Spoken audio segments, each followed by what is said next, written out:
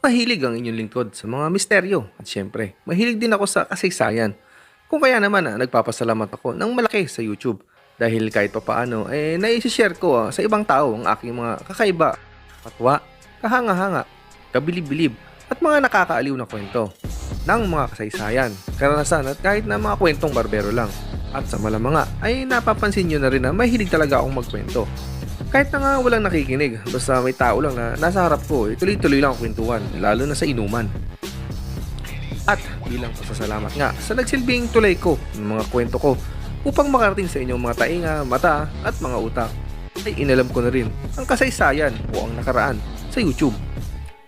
Alam nyo bang ginawa ang YouTube o website nito bilang video sharing ng mga magkakaibigang sina Chad Hurley, Steve Chen at Jawed Karim, pawang mga empleyado ng PayPal. At alam nyo bang, ang kauna-unahang base militar ng YouTube binuo sa ibabaw ng Japanese restaurant doon sa California. At ang pamagat nga ng website na youtube.com ay nabuo noong February 14, 2005. Galing, Valentine's Day. Parang medyo kinakabahan na ako sa tatlong to.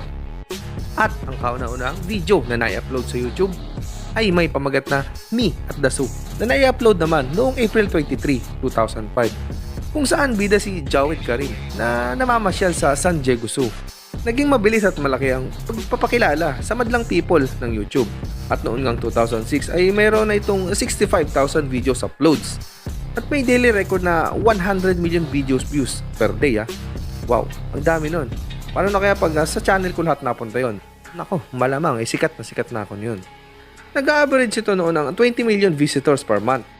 At naging panlima ang YouTube sa pinakasikat na website sa buong mundo noong taong ding iyon.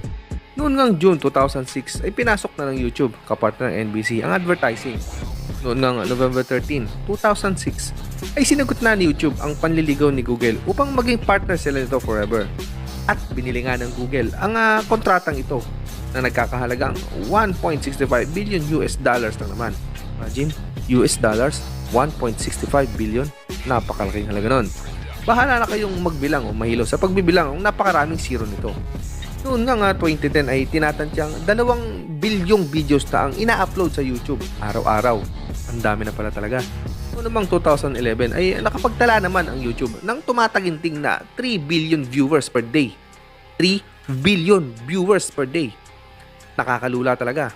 At dumoble pa ito noong 2012. Paano pa kaya ngayon? Ilang video na kaya ang na-upload sa YouTube? Malamang kulang ang isang lifetime para mapanood lahat ng ito. Unang nakapag-livestream ang YouTube noong 2012.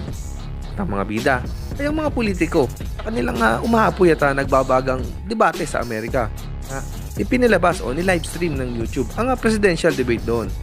At ang video ng Gangnam Style, yung kay Isaiah, ay ang pinakaunang video na nagkaroon ng 1 billion views. At unang nakarating sa Pilipinas ang YouTube noong 2011. Sayang nga lang at ang inyong lingkod ay hindi natunugan ito or ang website na ito. Kasi nga, busy ako noon sa pag-aaral. At kung nauna-una lang ang inyong lingkod, malamang instant celebrity na ako ngayon. Dahon tada, the YouTube sensation. Nakakanampot. Ngayon nga, ay itong YouTube na nasa mga telepono, nasa mga laptop at mga nasa PC natin, ang siyang nang aaliw sa boring na buhay natin sa pang-araw-araw. Ang siyang pumupuno sa mga kamangmanga natin, sa mga bagay-bagay. Ang siyang bumubusog sa mga mata at utak natin. Pangunahing pinagkukunan ng ideya, kaalaman tungkol sa mga bagay-bagay. At sa totoo lang, napakalaking naitutulong talaga sa akin ng YouTube, lalo na sa trabaho. Kasi kapag may hindi ako alam, i-YouTube ko na lang. Kaya kung ako sa inyo, i-YouTube nyo na rin.